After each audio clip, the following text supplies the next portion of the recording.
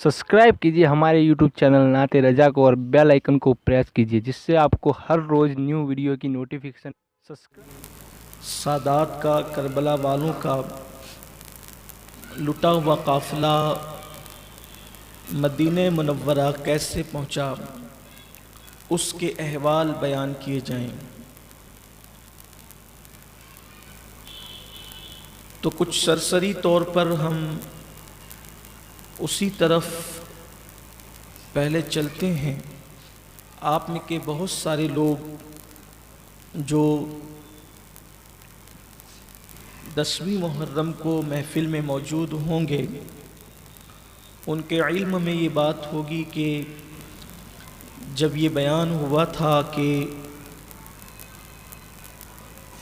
सादात किराम अहले बैत अतहार जब दरबार यजीद में और दिमश्क के दरबार में पहुँचे तो फिर उन्हें क़ैद कर लिया गया, और क़ैद करने के बाद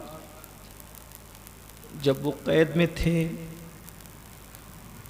तो धीरे धीरे ये बात लोगों के इल्म में आई। लोगों को धीरे धीरे ये पता चला कि इमाम पाक को तो शहीद कर ही दिया, ये बात अब पता चल गई थी, लेकिन जो उनकी शहज़ादियाँ हैं, उनकी बहनें हैं, उनकी बेटियाँ हैं, उनकी बीवियाँ हैं, उनके छोटे छोटे बच्चे हैं, उन्हें क़ैद में डाल दिया गया। और क़ैद खाना भी वो आजकल के जेलों की तरह नहीं। जो लोग इस वक्त की जेलों में जाकर आए हैं वो बताते हैं कि वहाँ बहरहाल कुछ सहूलतें आज हो गई हैं, और दुनिया में ऐसी तंजीमें हैं जो कैदियों के हुकूक के हवाले से बात करती है। ह्यूमन राइट्स के मुतालिक बात होती है तो उसमें कैदियों के हुकूक भी आते हैं, इंसानी हुकूक में। तो जुल्म तो कैदियों पर अब भी होता है, लेकिन जब बादशाहत का दौर था और वो भी यजीद जैसा जालिम और जाबिर इंतहाई पलीद इंसान, तो वो जो तारीकी का और अंधेरे का जो कैद खाना था आप अंदाज़ा कर सकते, उसमें छोटे छोटे बच्चे। तो जब ये बात फैलने लगी तो उसमें ये हुआ कि यजीद को यूँ महसूस हुआ कि कहीं ऐसा ना हो कि बनी बनाई बात बिगड़ जाए और हुकूमत का तख्ता पलट जाए, क्योंकि लोगों में यजीद के ख़िलाफ़ नफ़रत की आग अब भड़कती जा रही थी और हालात बदलते जा रहे थे। एक दिन यजीद ने निस्फ़ रात गुजरने के बाद किसी के आहें भरने की आवाज़ सुनी और किसी के चीखने चिल्लाने और रोने की आवाज़ सुनी कि कोई रोने वाला बहुत आओ फुगा करके रात के आखिरी पहर में निस्फ़ शब गुजरने के बाद गिरिया वज़ारी कर रहा है। तो उसने कहा ज़रा मालूम करो कि कौन है। तो जब मालूम किया गया तो सैयदा ज़ैनब थी जो अपने भाई की शहादत को याद करके रो रही थी।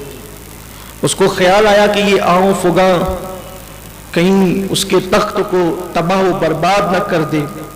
तो फिर उसने हज़रत सैयदना इमाम ज़ैनुल आबिदीन को सुबह को बुलाया और उसने कहा कि बहुत बुरा हुआ जो हुआ अच्छा नहीं हुआ, और जिन लोगों ने आप लोगों के साथ ऐसा किया मैं उन पे लानत करता हूँ। ये उसका मक्र था, यहाँ लोग धोखा खाते हैं। अगर वो कत्ले इमाम हुसैन को बुरा जानता था तो फिर इन्हें कैद में रखने की क्या ज़रूरत थी। और भी जो सब आप सुन चुके हैं, मैंने तो इख्तिसारी से काम लिया और इख्तिसारी से काम आज भी लेना है, क्योंकि वक्त पे इज्तिमा ख़त्म भी होना है इंशाअल्लाह। सिर्फ ये कि उन कड़ियों से आपका जहन जोड़ना चाहता हूँ ताकि ये काफ़िला पलटने के असबाब क्या बने, क्योंकि ये तो थे कैद में, तो असबाब क्या बने पलटने के। तो उसने इमाम से बात की, इमाम ज़ैनुल आबिदीन से बात की कि बुरा हुआ आप लोगों के साथ। तो इमाम ज़ैनुल आबिदीन ने फरमाया कि अब क्या चाहते हो। तो यजीद ने कहा कि आप जो कहेंगे मैं वही करूँगा, आप जो चाहते हैं वही मैं चाहता हूँ। इमाम ने फरमाया कि मुझे तुमसे उम्मीद नहीं है کہ اگر میں تمہیں کوئی بات کہوں تو تم میری بات مانو. تو اس نے کہا کہ میں آپ کو یقین دلاتا ہوں کہ آپ جو کہیں گے میں ماننے کے لیے تیار ہوں. تو امام نے فرمایا کہ میری کچھ شرطیں ہیں. میری پہلی شرط یہ ہے کہ جو میرے باپ امام حسین کا قاتل ہے، 72 لوگ شہید ہوئے وہاں، لیکن میرا مطالبہ پہلا یہ ہے کہ جو میرے باپ کا قاتل ہے اس کو آپ میرے حوالے کریں. پہلی شرط یہ ہے. جب آپ میرے باپ کے قاتل کو میرے حوالے کریں گے تو ازروب شرع، شریعت مطہرہ کے حکم کے مطابق میں اس سے بدلہ لوں گا، اسے قتل کروں. دوسری شرط میری یہ ہے کہ کل کا آنے والا دن جمعۃ المبارکہ کا دن ہے، تو جمعہ کے دن منبر پر مجھے خطبہ دینے کی اجازت دی جائے.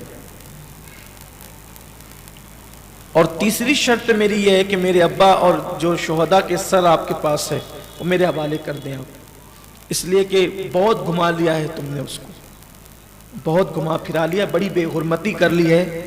اب میں چاہتا ہوں کہ اس مبارک سر کو میں ادب اور احترام کے ساتھ جہاں چاہوں وہاں دفن کر دوں.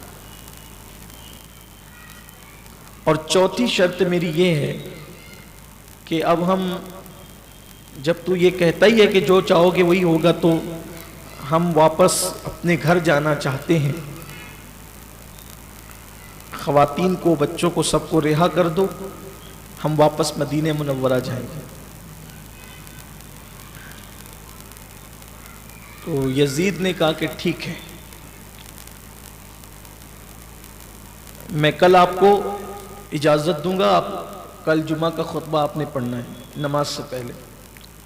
سر بھی آپ کو سونپ دیے جائیں گے اور قافلہ بھی واپس کر دیا جائے گا. لیکن آپ کے باپ کا قاتل کون ہے یہ پہلے معلوم کرنا ہوگا، کس نے قتل کیا ہے. امام زین العابدین خاموش رہے، اس پر چپ رہے، اس لیے کہ آپ کو قیامت تک کے لیے حجت قائم کرنی تھی کہ اصل قاتل کون ہے. اور تاریخ اب یہاں پر وضاحت کرتی کہ اصل قاتل کون ہے. تو اس سے پہلے کہ جمعہ کی نماز سے پہلے خطبہ کا وقت آتا یا خطبہ ہوتا، یزید نے دربار لگایا. اور دربار لگانے کے بعد وہاں ابن زیاد کے سوا سب موجود تھے. عبید اللہ ابن زیاد چونکہ وہ تو کوفہ میں تھا، شمر تھا، سنان تھا، خولی تھا، یہ سب لوگ وہاں پر موجود تھے. اب اس دربار میں امام زین العابدین بھی موجود تھے، اور اب بیویاں باپردہ، چونکہ چادریں ان کی لوٹا دی گئی تھی. بلکہ یزید نے یہ بھی کیا کہ جو ان کے زیورات لوٹے گئے تھے اس سے دگنا تگنا زیورات اس نے ان کو دے دیا تھا، اس لیے کہ اب وہ کچھ اور چاہتا تھا. ظلم تو بہت کر چکا تھا، واپسی کا معاملہ تھا.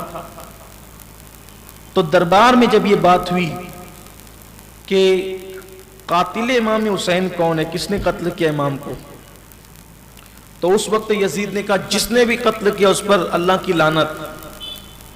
تو کہا کہ قتل کرنے والا تو امام حسین کو سنان تھا. تو سنان نے کہا کہ میں لعنت کرتا ہوں امام حسین کو قتل کرنے والے میں کیوں قتل کروں گا. تو کسی نے کہا کہ خولی تھا. تو خولی نے کہا کہ میں نادان ہوں کہ میں نواز رسول کو قتل کروں، میں لعنت کرتا ہوں قتل کرنے والے پر. آخری میں سارا معاملہ شمر پر آیا، اور شمر نے کہا، اور لوگوں نے کہا کہ شمر نے قتل کیا تھا. شمر اٹھ کر کے کھڑا ہوا، اس نے کہا کہ میں نادان ہوں جو میں امام حسین کا قاتل ہوں اور امام حسین کو قتل کروں. تو یزید بھڑک گیا، اس نے کہا اس نے نہیں کیا، اس نے نہیں کیا، اس نے نہیں کیا. تو کیا کس نے قتل؟ قتل تو امام حسین ہوئے ہیں، لیکن قتل کیا کس نے؟ اب جو چونکہ شمر تھا چرب زبان، وہ دربار میں اٹھ کے کھڑے ہو کر کے بولا کہ میں بتاتا ہوں کس نے قتل کیا. کہا کہ جس نے فوج بھیجی، جس نے دولت دی، جس نے مال دیا، جس نے لوگوں کو اکسایا، جس نے خط لکھ لکھ کر کے امام حسین کے خلاف جو وہ کہا کہ کربلا میں جاؤ، کربلا میں جاؤ، اور اس کے بعد خود جو ہے وہ اپنے محل میں شراب پیتے ہوئے بدمست ہاتھی کی طرح پڑا رہا اور اب کہتا ہے کہ کون قاتل ہے اور کون قاتل ہے، تو جس نے یہ سب کیا وہی قاتل حسین ہے، اصل قاتل حسین وہی ہے اور اسی کو دینا چاہیے۔ یہ سننے کے بعد جو ہے وہ یزید شرمندہ تو ہوا، اس لیے کہ اصل معاملہ شمر نے یہ بات بیان کی، تو اس وقت وہ شمر پہ بھڑکا بھی، کہا کہ اب تو ہم پر یہی آئے گا، اور پھر اس کے بعد یزید نے بھی کہا کہ تم لوگ سب نکل جاؤ میرے دربار سے۔ تو شمر نے نکلتے ہوئے یہ کہا کہ اب تو یہی کہے گا نا کہ تم چلے جاؤ، کیونکہ تو نے تو ہم سے کام کروا لیا، تیرا کام ہی ختم ہو گیا۔ یعنی یہ بات ہوئی، یعنی کہ قدرت نے ان سب کو ننگا کیا اس دربار میں، اور قیامت تک کے لیے حجت قائم کر دی کہ یہ جو قتل کرنے والے یہ تو ہے ہی ہیں، بلکہ کسی شاعر نے کہا کہ کربلا کے اندر اصل قاتل وہ ہے کہ کمان جو ہے وہ ملک شام میں تھی اور اس کا تیر جو ہے وہ کربلا میں کام کر رہا تھا۔ تو یہ امام پاک نے حجت قائم فرمائی دربار یزید کے اندر، اور وہ خود دشمنوں نے اپنے منہ سے قبول کیا کہ اصل قاتل کون ہے، یعنی وہ بھی یہ مانتے تھے کہ یہ سب کیا دھرا کس کا ہے، یزید کا ہے۔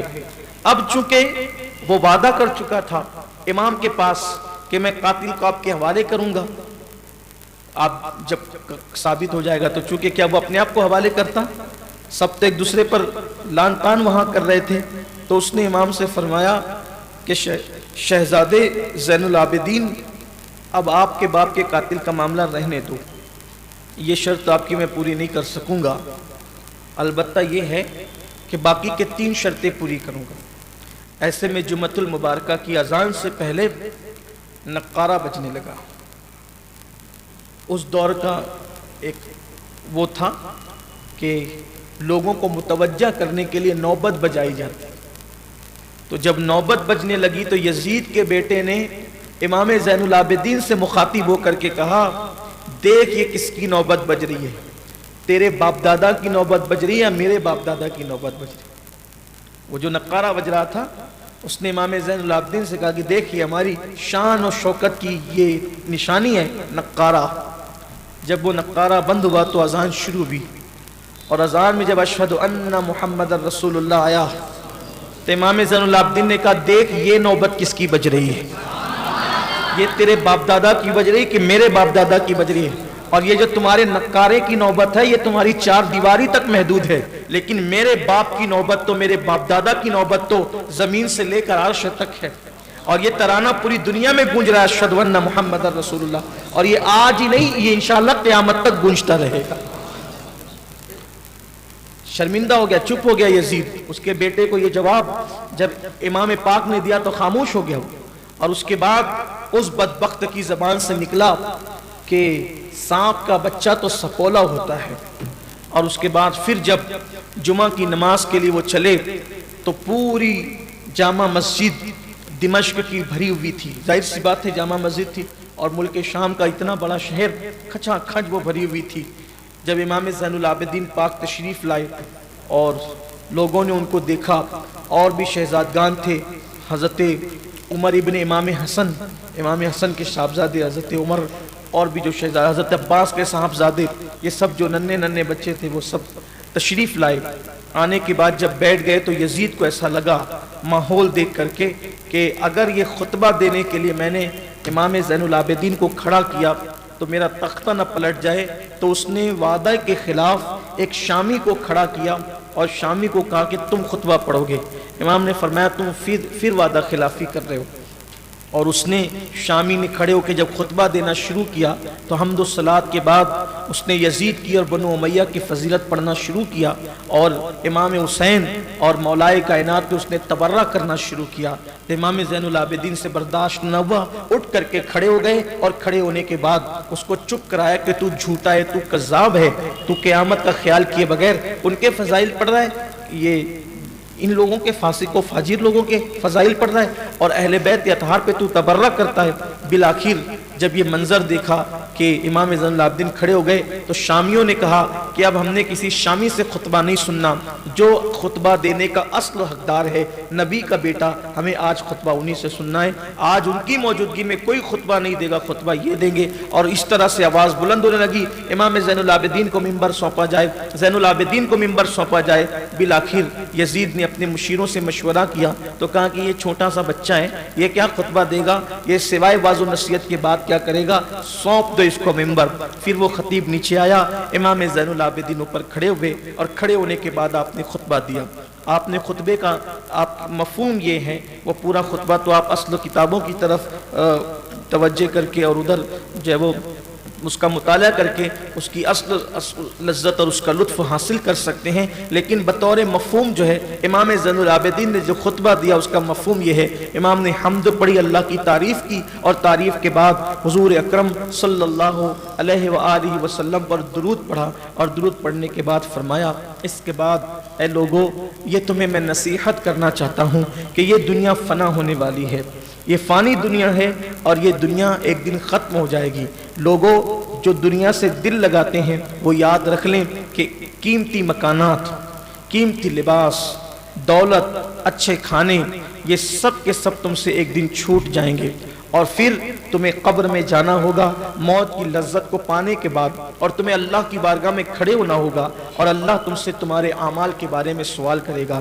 تم سے پہلے لوگ بھی دنیا سے چلے گئے جو تم سے زیادہ مالدار تھے، جو تم سے زیادہ خوبصورت مکانوں میں رہتے تھے، جو تم سے زیادہ خوبصورت لباس پہنتے تھے، تمہارے پاس جو دولت ہے اس سے زیادہ دولت اور سطوت ان کے پاس موجود تھی، لیکن موت نے آج ان کا نشان مٹا دیا، قبروں کا نشان مٹا دیا، ان کی ہڈیاں اور ان کے گوشت قبروں کے اندر گھل چکے ہیں، اور آج ان کا نام لینے والا کوئی نہیں ہے۔ یہ بے ثبات دنیا ہے، اس سے دل نہ لگاؤ، یہ دنیا میں کوئی رہنے کے لیے نہیں آیا، دنیا سرائے فانی ہے، اور دنیا سے ایک دن کوچ کرنا ہے، اور یہ دنیا میں تم نے جو کچھ کیا ہے کل میدان محشر میں اس کے حوالے سے جواب دینا ہے۔ اس طرح سے ناصحانہ خطبے کے بعد پھر آپ نے اب دوسرا رخ اختیار کیا، خطبے کو دوسرا رخ دیا، فرمایا جو مجھے جانتا ہے وہ جانتا ہی ہے، جو مجھے پہچانتا ہے وہ پہچانتا ہی ہے، اور جو مجھے نہیں جانتا، جو مجھے نہیں پہچانتا، وہ آج مجھے پہچان لے کہ میں علی ابن حسین ابن علی ہوں، میں حسین ابن علی کا بیٹا ہوں، اور میرا نام بھی علی ہے۔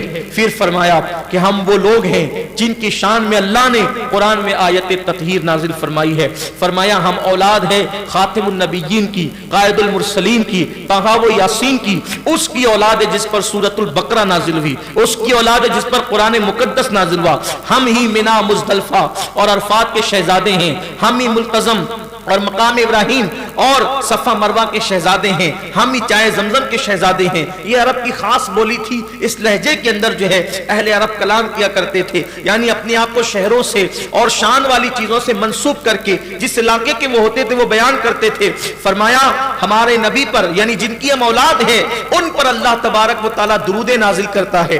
جبریل امین جس کے خادم ہیں، جو صاحب براق ہیں، ہم اس کی اولاد ہے جس کے لیے قرآن نے کہا ثم دنا فتدلی فکان قاب قوسین او ادنی، ہم اس کی اولاد ہے قیامت کے دن جن کے ہاتھوں میں لواء الحمد دیا جائے گا، ہم اس کی اولاد ہے جسے قیامت کے دن مقام محمود عطا کیا جائے گا، ہم اس کی اولاد ہے جس کو انا اعطیناک الکوثر کہہ کر اللہ نے ساری کثرتیں عطا فرمائی ہے، ہم اس کی اولاد ہے جو سارے نبیوں کا سردار ہے، ہم اس کی اولاد ہے جس پر سرداری تمام ہو جاتی ہے، جس پر فضیلتیں تمام ہو جاتی ہے۔ اپنا تعارف کیوں کرایا، اور کرانے کے بعد جب آپ اپنا تعارف کرا رہے تھے تو تعارف کراتے ہوئے امام علی مقام نے جب یہ گفتگو فرمائی، فرمایا ہم اس کی اولاد ہیں لیکن اس کے نواسے کو بے دردی کے ساتھ وادی طف کے اندر، اس کو طف بھی پڑھتے ہیں، وادی طف کے اندر میرے بابا امام حسین کو بھوکا پیاسا شہید کیا گیا۔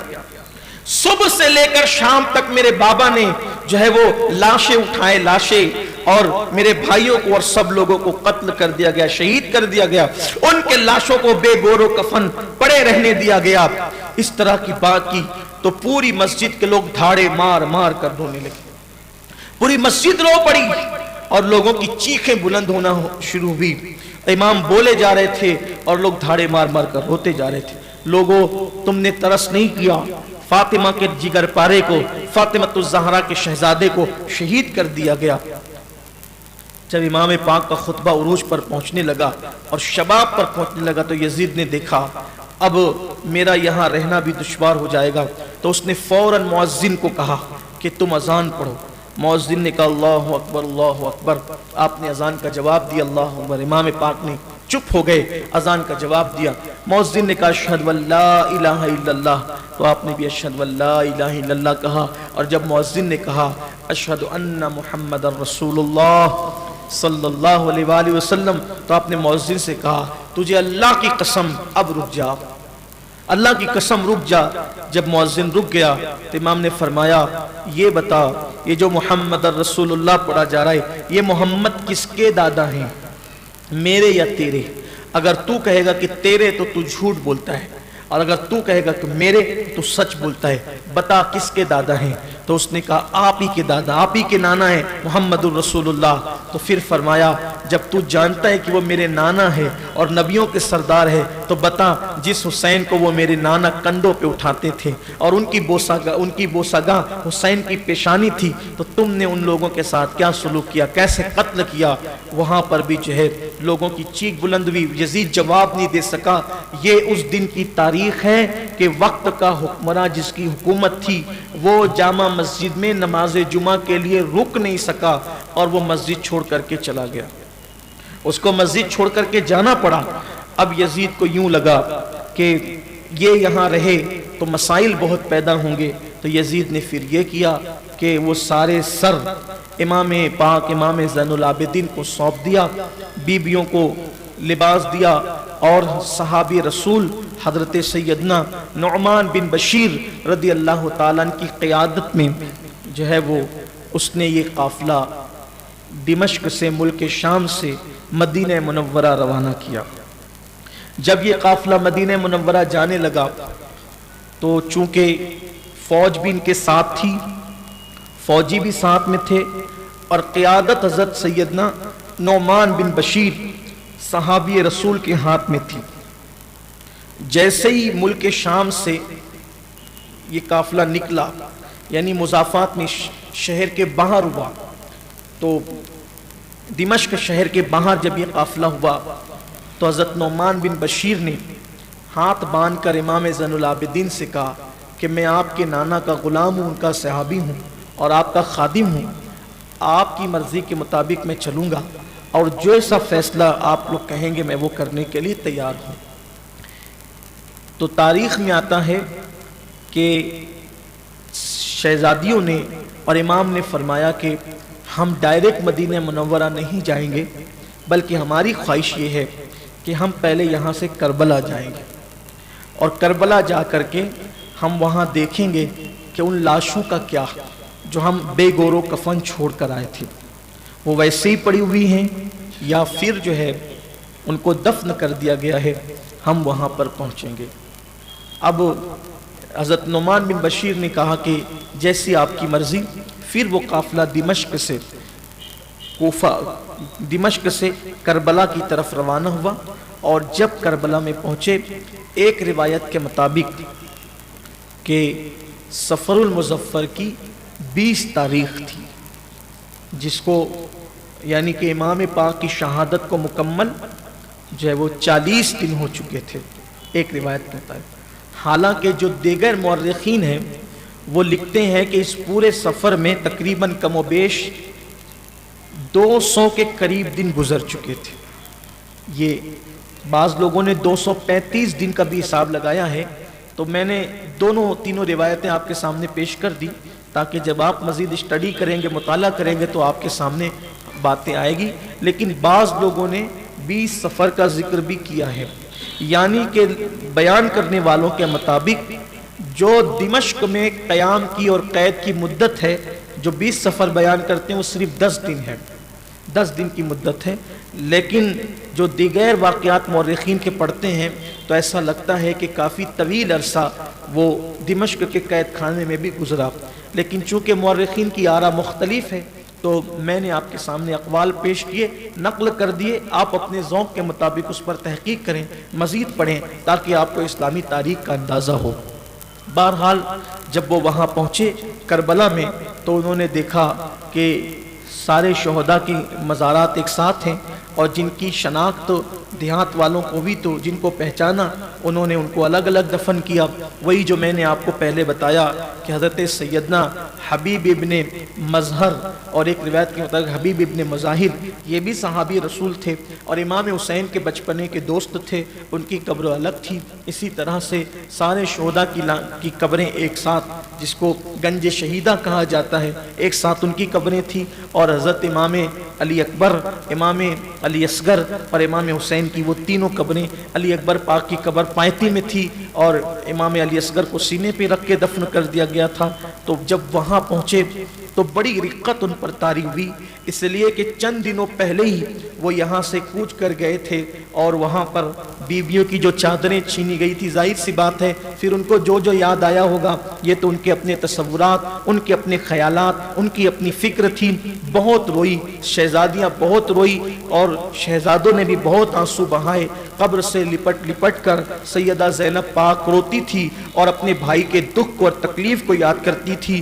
فرات کی لہروں کو جب اٹھتے ہوئے دیکھا تو پھر بچوں کی پیاس یاد آئی, علی اکبر کی لٹتی ہوئی جوانی یاد آئی, امام قاسم کی لٹتی ہوئی جوانی یاد آئی, اون و محمد کا بچپنا لٹتا ہوا یاد آیا, معصوم علی اصغر کی جیسی کلی کو کا مسلنا یاد آیا اور وہ خیمے یاد آئے. سیدہ بار بار کہتی تھی یہی تو خیمے جلے تھے, یہی تو اونٹنیاں بیٹھی تھی, یہی تو کٹی پٹی لاشیں پڑی تھی, یہی تو سہاگ میری بھابھیوں کا اجڑا تھا. اس طریقے سے یاد کر کر کے روتی, آہو بکا کرتی. اور اس کے بعد پھر جو ہے کہتے ہیں کہ انہوں نے چند راتیں, اور ایک روایت کے مطابق صرف ایک رات, بعض روایت کے مطابق چند راتیں اور بعض روایت کے مطابق پوری ایک رات انہوں نے وہاں پر اللہ کی عبادت کی اور قبروں پر حاضری دی. اور اس کے بعد پھر وہ لوگ سوئے حرم روانہ ہو گئے. وارثان حرم جب سوئے حرم کی طرف روانہ ہوئے تو اب جذبات کا جو تلاطم تھا, ذہن و خیالات کے جو جذبات رہے ہوں گے, آپ جانتے ہیں جب آج کا کوئی انسان مدینہ منورہ کی طرف روانہ ہوتا ہے تو کس طریقے سے رہ رہ کر اس کو اپنے غم یاد آتے ہیں اور اپنی تکلیفیں یاد آتی ہے, اور انسان سوچتا ہے کہ جب رسول اللہ کے پاس جاؤں گا, اپنے آقا کے پاس جاؤں گا کہ تو سارے اپنے دکھڑے سناؤں گا, سارے اپنے حالات زندگی سناؤں گا, سارے اپنے غم اپنے محبوب کی بارگاہ میں پیش کروں گا. اس لیے کہ جب انسان مدینے جاتا ہے تو دل کہتا ہے کہ میں بے سہارا تو نہیں, میں تنہا تو نہیں, میں اکیلا تو نہیں, اس لیے کہ میرا سب سے بڑا چارہ ساز اور میری سانسوں کو جو ہے وہ سنبھالنے والا, میری آس, میرا سب کچھ تو مدینے والا ہے. تو میں جا کر کسی اپنے ہی کو اپنے دل کی بپتا سناؤں گا. کہنے والے نے کہا ہے کہ جب دور سے مسجد کے مینار نظر آئے, آسی کو بخشش کے آثار نظر آئے, مجرم کو رہائی کے آثار نظر آئے, بلکہ جب حضور کا دیار پاک جیسے جیسے قریب آتا ہے تو دل کی دھڑکنیں تیز ہوتی جاتی ہے. بس یہی کیفیت ایک عام انسان کی ہے, ایک عام امتی کی ہے, جنہوں نے گود میں کھیلا ہوگا, جن کو حضور نے کھلایا ہوگا اور حضور نے جن کو اپنے گھر میں پالا ہوگا, ان کے اپنے جذبات کا تلاطم کیا ہوگا. لکھنے والوں نے لکھا ہے, کہنے والوں نے کہا ہے کہ جیسے جیسے مدینہ طیبہ قریب آتا ان کو اپنے پچھلے اپنا ماضی یاد آتا جاتا. گویا کہ سیدہ زینب, امام زین العابدین اور قافلے کے وہ لوگ جو شعور رکھتے تھے, یعنی نوجوان تھے, عمر میں بڑے تھے, وہ سوچتے تھے انہی منزلوں سے تو گزرے تھے. ساتھ قاسم بھی تھے, علی اکبر بھی تھے, اون و محمد بھی تھے, اور اسی طریقے سے نوجوان ساتھ تھے, بھرا پورا قافلہ ساتھ لے گئے تھے. اور جب واپس لوٹ رہے ہیں تو چند لوگ ہیں اور ان کے چہرے کا حال بھی یہ ہے کہ چہرے پیلے پڑ چکے ہیں, آنکھیں سنی سنی ہیں, آنسو خشک ہو چکے ہیں. حالت یہ ہے, اللہ اکبر, جیسے جیسے مدینہ منورہ قریب آتا ہے جذبات کا تلاطم جو ہے وہ بڑھتا چلا جاتا ہے, حتیٰ کہ اب کھجور کے درخت نظر آنے لگے, مدینہ طیبہ کا نخلستان نظر آنے لگا, اور پھر اب جو آنکھیں خشک ہو چکی تھی رو رو کر وہ آنکھیں پھر سے برسنے لگی, اور دل میں گویا کے خیال آتے ہوں گے کہ جائیں گے تو نانا کو حال دل سنائیں گے, करबला में क्या हुआ, कैसे कैसे सलूक किए गए, कलेमा पढ़ने वालों ने कैसा अंजाम किया, कैसे हालात किए, जाकर के सारी बातें पेश करेंगे। बस ये काफिला मदीने मुनव्वरा से एक मंजिल पर था। किसी देखने वाले ने देखा और पूछने वाले ने पूछा, ये लुटा पिटा मुसाफिरों का काफिला कैसा? तो हजरत नौमान बिन बशीर को पहचाना, पूछा, नौमान, इस लुटे पिटे काफिले की क़यादत तुम कर रहे हो और इन्हें कहाँ ले जा रहे हो, ये कौन लोग हैं? तो बताया गया, इमाम शहीद हो गए हैं और इमाम आली मकाम अला जद्दी वाली सलाम जो है वो उनका ये लूटा हुआ काफिला है। बाज मुअर्रिखीन ने लिखा कि जो सर लेकर वो चले थे, जो सर लेकर वो चले थे, उन्होंने उसको करबला ही में दफन कर दी। एक रिवायत तो ये। दूसरी रिवायत ये है जिसको बहुत सारे उलमा अहले सुन्नत ने लिखा, और बिलखुसूस अल्लामा अरशदुल क़ादिर रईसुल कलम रहमतुल्लाह अलैह ने ये जो लिखा कि इमाम ज़ैनुल आबिदीन ने कहा कि हम इसे करबला में दफन नहीं करेंगे, बल्कि हम इस कटे हुए सर को अपने नाना को ले जाकर के दिखाएंगे। यानी कि जो सबूत है, सबूत शहादत हुसैन का सबूत हम ज़बानी पेश नहीं करेंगे, बल्कि कातिल के खिलाफ डायरेक्ट मकतूल ही को ले जाकर के अपने नाना की अदालत में पेश करेंगे। तो वो जो सर कटे हुए थे वो बीबियों ने अपने सीनों से लगा लिए, काफिले वालों ने अपने सीनों से लगा लिए, और वो कटे हुए सर लेकर के मदीने मुनव्वरा की तरफ चले। ऊँटनी सवार को जब पता चला कि इमाम शहीद हो गए और उनका लुटा हुआ काफिला और कटे हुए सर साथ आ रहे, सोचो कैसी दिक्कत, तसव्वुर में लाओ वो हालात कि इमाम हुसैन का और शोहदा का, हत्ता के मासूम अली असगर का वो नन्ना सा छोटा सा कटा हुआ सर जब लोगों के पास होगा तो उस वक्त देखने वालों पर क्या कैफियत होगी, रिक्कत का आलम क्या होगा, हालात कैसे होंगे। लेकिन शर्त और हालात इतने थे कि वो सरों को अपने सीने से लगाकर सब तो लुट गया था, बस यही एक दौलत थी। वो मदीने मुनव्वरा की तरफ जा रहे थे। ऊँटनी सवार ने जब ये मंजर देखा, उसने जाकर पूरे मदीने तैयबा में ऐलान कर दिया, लोगों, इमाम हुसैन का लुटा हुआ काफिला मैंने देखा है कि वो वापस आ रहा है और कटे हुए सर उनके पास मौजूद है। यानी कि सबूत भी साथ में है कि वो सर काट दिए गए हैं। जब ये बात मदीने मुनव्वरा में पता चली तो पूरे मदीने में कोहराम मच गया, क़यामत सुगरा कायम हो गई। मुअर्रिखीन और सीरत निगार लिखते हैं कि उम्मुल मोमिनीन उम्मे सलमा रदी अल्लाह ताला अन्हा फरमाती हैं कि मैंने 2 मरतबा मदीने वालों को जितना गमगीन देखा, इतना गमगीन मैंने कभी नहीं देखा। एक तो मैंने रबीउल अव्वल 11 हिजरी को उस दिन मदीने वालों को सबसे ज्यादा रोते हुए देखा जब अल्लाह के रसूल का विसाल हुआ था, और दूसरी मर्तबा उस वक्त जब हुसैन का लुटा हुआ काफिला कटे हुए सरों के साथ आया था, तो मैंने इतना देखा कि यूं लगता था कि क़यामत सुगरा कायम हो गई। मैंने दीवारों से रोने की आवाज सुनी, मैंने जिन्नातों के रोने की आवाज सुनी। उम्मुल मोमिनीन फरमाती हैं, जिन्नात नौहा करते थे जब मदीने मुनव्वरा में वो लुटा हुआ काफिला आया। सैदानियां जैसे मदीने तैयबा में दाखिल हुई, पर्दा नशीन औरतें अपने घरों से बाहर आ गई, लोग मस्जिद नबवी शरीफ में आगे हुजूम हो गया, और हजरत मोहम्मद बिन हनफिया उस वक्त बहुत बीमार थे, उठने की कोशिश करते मगर बैठ जाते। उसके बाद उम्मुल मोमिनीन उम्मे सलमा जो घर से बाहर निकलने को पसंद नहीं करती थी, उस काफिले के इस्तिकबाल के लिए उम्मुल मोमिनीन घर से बाहर निकली, और निकलने के बाद हजरत मोहम्मद बिन हनफिया की कैफियत, उम्मुल मोमिनीन उम्मे सलमा की कैफियत, उम्मे सलमा यूं बद्दुआएं करती थी, अल्लाह जिसने ये हाल किया इन लोगों का, उनको तू तबाह और बर्बाद कर दे, उनके घरों को, उनकी कब्रों को जहन्नम की आग से भर दे, उनकी नस्लों का खात्मा कर दे।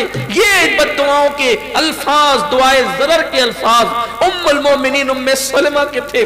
जैसे ही इन लोगों की निगाहें निगाहों से टकराई, बीबी सुगरा फातिमा रदी अल्लाह तबारक व तआला अन्हा व सलामुल्लाह अलैहा जब पता चला कि लुटा हुआ काफिला आ रहा है, कलेजा पकड़ लिया और कहने लगी, मेरे साथ तो वादा था कि अच्छी हो जाओगी तो भेज करके तुम्हें बुलवा लेंगे, बुलवाया क्या, खुद चले आए, मगर ऐसे आए कि सर हैं लेकिन तन नहीं है, तन कहीं और छोड़ गए। बीबी सुगरा का रोना अलग था। ये पूरा काफिला, लोगों ने कहा घर चले, लोगों ने कहा घर चले, امام نے فرمایا، بی بی زینب نے فرمایا نہیں ہم گھر نہیں جائیں گے، اس لیے کہ حسین کی وصیت تھی جب مدینے جانا تو پہلے نانا کو کے پاس جانا اور نانا کی بارگاہ میں حاضری دینا اور حاضری دے کر کے نانا کو بتانا کہ نانا جان آپ کی کلمہ پڑھنے والوں نے ہمارے ساتھ سلوک کیا کیا۔ کہتے ہیں کہ جب وہ کٹا ہوا سر لے کر امام زین العابدین حضور اکرم صلی اللہ علیہ وآلہ وسلم کے مزار اقدس پر حاضر ہوئے تو اس وقت امام زین العابدین جو صبر و رضا کا پیکر بنے ہوئے تھے، نانا کی مزار پر نظر پڑتے ہی پھوٹ پھوٹ کر رونے لگے اور کہتے تھے نانا آپ کے حسین نے آپ کو آخری مرتبہ سلام کہا تھا اور وہ سلام کی امانت مجھ تک پہنچائی تھی تاکہ میں وہ امانت آپ تک پہنچا دوں۔ اور پھر امام زین العابدین اور سیدہ پاک نے جو کربلا کے احوال بیان کیے وہ یہ کہ نانا جس حسین کو آپ کندھوں پہ بٹھاتے تھے اس حسین کو گھوڑوں کے پاؤں تلے کچلا گیا، جس کے لیے جنت سے جوڑے منگاتے تھے اس کو کفن بھی تک نہ دیا گیا، اس کو بے گور و کفن چھوڑ دیا گیا، اس کے بچوں کو ترسایا گیا پانی کے قطرے قطرے کے لیے، اس کی بیویوں کا سہاگ اجاڑا گیا، خاک میں ملایا گیا۔ جس وقت یہ باتیں وہ بیان کرتے تھے مدینے والوں کی آوازیں چیخیں بلند ہوتی جاتی تھی۔ مورخین لکھتے ہیں کہ بیان کیا گیا، سرکار کی بارگاہ میں عرضیاں پیش کی گئی، رونے والے روتے رہے، جناتوں کی رونے کی آوازیں آئی، دیواروں سے رونے کی آوازیں آئیں، فرشتوں کی ایسا لگتا ہے کہ چیخیں نکل گئی ہوگی، رونے والوں نے بہت رویا، ایسا لگتا تھا کہ مدینہ منورہ میں کہیں قیامت قائم نہ ہو جائے۔ بعض بزرگوں نے فرمایا کہ ان لوگوں کی یہ داستان غم سن کر حضور اکرم صلی اللہ علیہ وآلہ وسلم کی قبر پر بھی اثرات دیکھے گئے، ان کی حالات سن کر بالآخر وہ قافلہ وہاں سے نکلا اور وہاں سے نکل کر بی بی سیدہ پاک سیدہ فاطمۃ الزہرا کے مزار اقدس پر حاضر ہوا، اور پھر سیدہ پاک کے مزار پہ جانے کے بعد وہاں بھی حالات پیش کیے گئے، اور پھر بالآخر امام زین العابدین نے سارے سروں کو امام حسن اور سیدہ فاطمۃ الزہرا کے قدموں میں دفن کر دیا۔ یہ دوسری روایت ہے سروں کی تدفین کی۔ ایک تو یہ ملک شام، بعض لوگ ملک شام کے متعلق بھی کہتے ہیں کہ شام میں دفن کیے گئے۔ میں جب ملک شام گیا تو میں نے وہاں پر 72 سروں کی قبریں دیکھی، وہاں بھی ہے۔ بعض لوگ کہتے ہیں کربلا میں دفن ہوئے، بعض کہتے ہیں کہ وہ سر مدینہ منورہ میں لے جا کر سیدہ فاطمۃ الزہرا کے قدموں میں دفن کیے گئے، جہاں پر امام حسن پاک کا مزار ہے اور سیدہ پاک کا مزار۔ اس وقت تک یہ دو ہی مزار تھے، اور آج کی تاریخ میں وہیں پر امام زین العابدین کا مزار ہے، امام محمد باقر کا مزار ہے، حضرت امام جعفر صادق کا مزار ہے۔ اس طرح سے یہ 4 مزار سیدہ فاطمۃ الزہرا رضی اللہ تعالیٰ عنہ کے قدموں میں ہوتے ہیں، اور سر امام حسین اور شہداء کے سر۔ لیکن ایک بات اور بھی ہے، 3 روایتیں ہوگی، ملک شام کی، کربلا کی، مدینہ منورہ کی۔ چوتھی روایت یہ ہے کہ امام علی مقام کا سر انور جس وقت پھرایا جا رہا تھا ملک شام کے آس پاس، تو پھر وہ سر بعد میں یزید نے اپنے خزانے میں رکھ لیا۔ اس سر کے متعلق یہ ہے کہ اس نے اپنے خزانے میں رکھ لیا، اس کو دفن ہونے نہیں دیا۔ اس کی تمنا یہ تھی کہ وہ سر مبارک کو جب کئی دن گزریں گے اور تو جیسے اور لوگوں کے جسم سے بدبو آتی ہے، وہ سڑتا ہے، تو اس طریقے کے کچھ حالات اس سر پر بھی پیش آئیں گے۔ لیکن ایسا نہیں ہوا، بلکہ جیسے جیسے دن گزرتے گئے اس سر مبارک کا خون بھی تازہ رہا اور اس سے مشک کی خوشبو آتی تھی۔ تو جب یزید مر گیا، یزید مرنے کے بعد پھر مروان کی حکومت آئی، مروان کے مرنے کے بعد عبد الملک کی حکومت آئی، تو بنو امیہ کی حکومت کے دور میں جو ہے ایک شخص نے بھاری قیمت دے کر ان سروں کو حاصل کیا، کسی حکمراں نے ہی، اور حاصل کرنے کے بعد اس کو لے جا کر کے مصر میں دفن کیا۔ وہ والی مصر تھا، مصر نے دفن کیا۔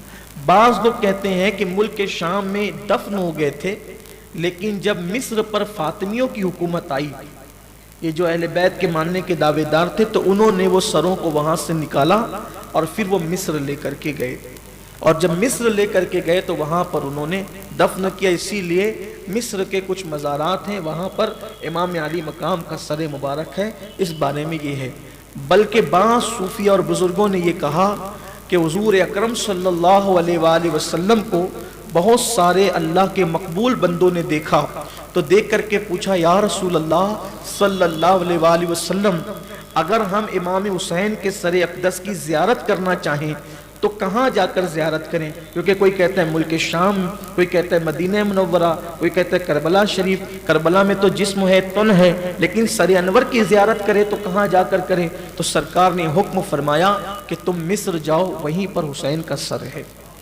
تو وہ صوفیہ اور بزرگوں نے وہاں جا کر امام علی مقام کے سر اقدس کی زیارت کی، یعنی کہ بعض اہل کشف اور صوفیہ نے اس طرف زیادہ زور دیا ہے، واللہ تعالی عالم۔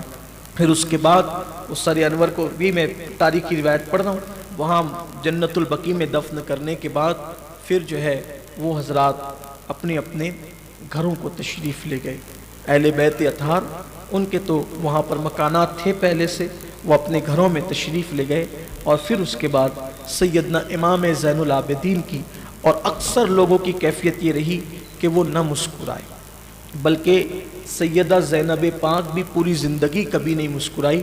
سیدہ زینب پاک کی زندگی پر کبھی گفتگو ہوگی، لیکن واقعہ کربلا کے بعد ایسا ہوا کہ آپ اپنے شوہر حضرت عبداللہ ابن جعفر طیار، یہ بھی خاص بات ہے کہ جب حضرت عبداللہ ابن جعفر طیار سیدہ زینب کے شوہر نامدار، ان کو جب پتہ چلا کہ میرے دونوں بیٹے اون و محمد بھی شہید ہو گئے، تو کہتے ہیں نا کہ جو مزدور اور غلام لوگ ہوتے ہیں وہ چمچہ گیری زیادہ کرتے ہیں، تو جو غلام تھے آپ کے، ان غلاموں میں سے غلام نے کہا کہ حسین کی وجہ سے آپ کے بیٹے بھی قتل ہو گئے، آپ کے بیٹے کو قتل کروا دیا حسین نے۔ حضرت عبداللہ بن جعفر طیار نے جوتا اٹھایا اور جوتا پھینک کر کے اس کو مارا اور کہا کہ بدبخت، تو امام حسین کے بارے میں ایسی بات کہتا ہے؟ یہ تو اللہ کا شکر ہے کہ میرے دونوں بیٹے حسین کے قدموں پہ شہید ہو گئے اور اللہ نے مجھے سرخ رو کر دیا۔ میں یہ سوچتا ہوں کہ کاش میں بھی ہوتا تو حسین پر اپنی جان کو قربان کر دیتا، اور اللہ نے حسین کے غم میں مجھے شریک کر لیا۔ اس بات پر میں اللہ تبارک و تعالیٰ کا شکر ادا کرتا ہوں۔ یہ بات آپ نے فرمائی۔ تو حضرت سیدہ زینب واقع کربلا کے بہت دنوں کے بعد جب ملک شام گئیں، کسی وجہ سے سفر آ گیا، آپ کو کسی سبب سے ملک شام کا سفر کرنا پڑا، تو سیدہ زینب جب شوہر کے ساتھ وہی احترام، وہی تعظیم، وہی پردہ، وہی سارے تحفظات کے ساتھ جب سفر کرتی ہے اور کوئی اطلاع کرتا ہے کہ شام کا ملک آنے والا، یعنی دمشق شہر آنے والا ہے، ملک شام میں دمشق شہر آنے والا ہے، تو وہ دمشق میں جو سیدہ کو بغیر چادر کے پورے تمام بیویوں کے ساتھ جو گھمایا گیا تھا اور ان کی حرمت کو، ان کی عظمت کو نگاہ میں رکھے بغیر ان لوگوں کو جو بے پردہ کیا گیا تھا، تو سیدہ زینب کو جب وہ تصور اور وہ خیال آیا، وہ جو گھمانے کا خیال آیا، ایسا ہوتا ہے نا کہ کوئی چیز دیکھنے کے بعد انسان ماضی میں چلا جاتا ہے، تو سیدہ زینب کو وہ خیال آتے ہی اتنی دکھی ہوئی اور اتنے صدمے میں گئی کہ اس صدمے کی تاب نہ لا کر آپ نے دمشق شہر میں قدم رکھنے سے پہلے فرمایا۔ یعنی سوچیں آپ کو کتنی اذیت دی گئی ہوگی۔ بلکہ مورخین لکھتے ہیں کہ کسی نے سیدہ زینب سے پوچھا تھا کہ بی بی یہ بتائیں کہ آپ کو دمشق کے بازار میں کس دروازے سے داخل کیا گیا تھا؟ تو بی بی فرماتی تھی کہ انہوں نے مجھے ہر دروازے سے گھما گھما کر کے بازار میں لایا، یعنی ایک دروازے سے نہیں، ہر دروازے سے، جو بازار کے جتنے دروازے ہوتے ہیں ہر دروازے سے ہمیں گھما گھما کر لاتے تھے اور ہمیں پھراتے تھے۔ سیدہ پاک کو اتنا صدمہ ہوا کہ آپ खिताब न लाकर दिमश्क शहर के आते ही इंतकाल फरमा गई और दिमश्क शहर के बाहर सैयदा ज़ैनब रदी अल्लाह ताला अन्हा को दफन किया गया। आज उस मकाम को ज़ैनबिया कहा जाता है, ज़ैनबिया कहा जाता है। वो दिमश्क शहर से मुज़ाफ़ात में, जैसे हमारे शहर से लग करके छोटे छोटे इलाके हैं, तो वैसे ही जो है वो शहर से बाहर, अब तो शहर में ही वो हो गया है, लेकिन थोड़ा सा शहर से वो बाहर का इलाका है, उसको ज़ैनबिया कहा जाता है। वहाँ आप जब जाएंगे तो आप वहाँ पर जब पहुँचेंगे तो आपको ऐसा नहीं लगेगा कि आप सैयदा ज़ैनब के मज़ार पे खड़े हैं या सैयदना इमाम हुसैन के मज़ार पे खड़े। दोनों में बहुत फ़र्क महसूस नहीं होता। मेरा क़याम तकरीबन ज़ैनबिया में अल्लाह के करम से 8 दिन तक रहा। मैंने 8 दिन वहाँ क़याम किया। रात के अक्सर हिस्से मैं वहीं पर सैयदा पाक की बारगाह में बैठा रहता। मेरी 8 रातें बड़ी खूबसूरत ज़िंदगी की वो रातें हैं जो अल्लाह ताला ने मुझे तौफीक अता फरमाई कि वहाँ पर मेरी हाज़िरी हुई। बड़ी रिक्कत तारी होती है, और जो लोग सैयदा ज़ैनब पाक की ज़िंदगी को जानते हैं तो उन पे तो मज़ीद एक अजीब सी कैफियत तारी होती है। बड़ा अजीम मकाम है। अल्लाह ताला आपको हम सबको उस दर अक़दस की हाज़िरी की सआदत अता फरमाए। फिर इमाम ज़ैनुल आबिदीन रदी अल्लाह तबारक व तआला के अहवाल इंशाअल्लाह तबारक व तआला किसी और मौके पर अर्ज़ किए जाएंगे। बस मुख्तसर इतना ताकि आपको कुछ मारिफत नसीब हो जाए इमाम ज़ैनुल आबिदीन पाक के हालात की, कि फिर करबला के बाद इमाम ज़ैनुल आबिदीन हर दिन रोज़े से रहते और पूरी रात इबादत करते, नवाफिल पढ़ते, हत्ता कि जब रोज़ा इफ्तार करते वक्त आपके सामने पानी रखा जाता और आपके सामने खाना रखा जाता, फिर आपको करबला याद आ जाती और आप खाने और पानी को देखकर इतना रोते कि रोते रोते बेहोश हो जाते। आप इतना रोते कि रोते रोते बेहोश हो जाते करबला को याद करके। हालांकि जब वो काफ़िला मदीने मुनव्वरा आया तो हज़रत उम्मे सलमा इतना रोई कि वो भी रोते रोते बेहोश हो गई। कई मरतबा हज़रत सैयदा सुगरा फ़ातिमा वो रोते रोते बेहोश हुई, कैफियत हुई। इमाम पाक की भी यही हालत होती कि जब करबला याद आती आप रोते रहते, बहुत रोते, और कभी कभी रोते रोते आप होश खो देते। बहुत कम लोगों से बातचीत करते, बहुत कम लोगों से गुफ्तगू करते। फिर ऐसे हालात हुए, लोग आप से आकर बातें करते। बाज़ लोगों ने आकर के कहा, इमाम जो कुछ आप लोगों के साथ हुआ बहुत गलत हुआ, हम ये चाहते हैं कि आप लोगों के साथ बहुत गलत किया गया, हमने यजीद को छोड़ दिया, आप हाथ बढ़ाएं, हम आपके हाथ पे बैत करेंगे, आप उठिए, आप हमारे इमाम हैं और यजीद की हुकूमत ख़त्म होगी, आप हुकूमत कीजिए। पूरे दुनिया में जहाँ जहाँ इस्लामी हुकूमत है वो सब आपको अमीर मान लेंगे। इमाम ने फरमाया, नहीं, मेरे बाप के साथ, मेरे बड़े अब्बा के साथ, मेरे दादा अब्बा के साथ जो कुछ हुआ, अब मैं नहीं चाहता कि वो कुछ आप हमारे साथ करें। मैंने दुनिया से किनारा कशी कर ली है और मैं गोशा नशीन हो गया हूँ, और अब मैं जो है वो दुनिया की तरफ वापस लौटना नहीं चाहता। आप हर एक से मिलते भी नहीं, हर एक से बातचीत भी नहीं करते, बहुत कम लोगों से मिलते और बहुत कम लोगों से गुफ्तगू फरमाते। अक्सर रिवायात करबला की या तो सैयदना इमाम ज़ैनुल आबिदीन ने बयान किया या फिर सैयदना हज़रत सैयदा ज़ैनब पाक ने बयान फरमाया। अक्सर रिवायात इन लोगों ने बयान फरमाई। कुछ बातें सैयदा सकीना की भी बयान करदा हैं, और इमाम मोहम्मद बाकिर ने हज़रत इमाम ज़ैनुल आबिदीन के चूँकि वो बड़े बेटे हैं तो उन्होंने अपने बाबा से सुना, तो इमाम मोहम्मद बाकिर ने भी उसको बयान फरमाया। आजकल इमाम मोहम्मद बाकिर की रिवायात को लोग बड़ी अहमियत दे करके ये कहते हैं कि इन्होंने ये बयान किया, ये बयान किया, ये बयान किया, लेकिन ये बात आपको बता दूं, अब्दुल्ला बिन खालिद नाम का एक शख्स है जो करबला की अक्सर रिवायतें इमाम मोहम्मद बाकिर के नाम से बयान करता है, लेकिन अब्दुल्ला बिन खालिद के नाम से या खालिद बिन अब्दुल्ला के नाम से जो भी रिवायतें इमाम मोहम्मद बाकिर की तरफ से बयान की जाती है, चूँकि ये शामी था और ये हरम पाक के मिंबर पे बैठकर मौला अली को गालियाँ देता था, तो ये शख्स बयान करता है वाक़यात करबला इमाम मोहम्मद बाकिर से। लेकिन अक्सर ऐसी रिवायतें बयान करता है कि जिसको सुनकर पढ़कर करबला की हकीकत और करबला की मोहब्बत दिल में पैदा होने की बजाय इंसान करबला से बदजन हो जाए। तो इसलिए मेरी गुजारिश है कि खालिद बिन अब्दुल्ला या अब्दुल्ला बिन खालिद کے نام سے جو بھی روایتیں امام محمد باقر کے حوالے سے ملیں اس کو قبول نہ کیا جائے۔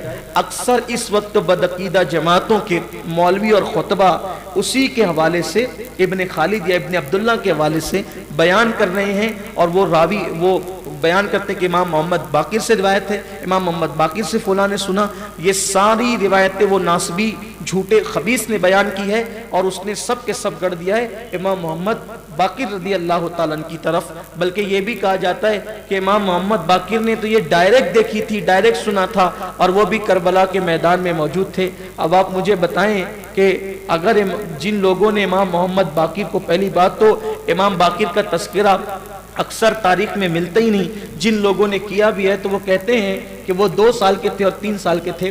اگر مان بھی لیا جائے کہ 2 اور 3 سال کے تھے تو 2-3 سال کے بچے کو شعور ہی کتنا ہوتا ہے۔ اور اگر بات یہ ہے کہ اگر وہ وہاں موجود تھے تو کیا بات ہے کہ سکینہ کا ذکر مل رہا ہے، سیدہ سکینہ کا ذکر ہے، حضرت ام رباب کا ذکر ہے، حضرت لیلہ کا ذکر ہے، حضرت شہربانو کا ذکر ہے، حضرت ام کلثوم کا ذکر ہے، حضرت سیدہ جو ہے وہ حضرت عباس کی بیوی کا ذکر ہے، تو ان کی بیوی کا کوئی ذکر کیوں نہیں ملتا؟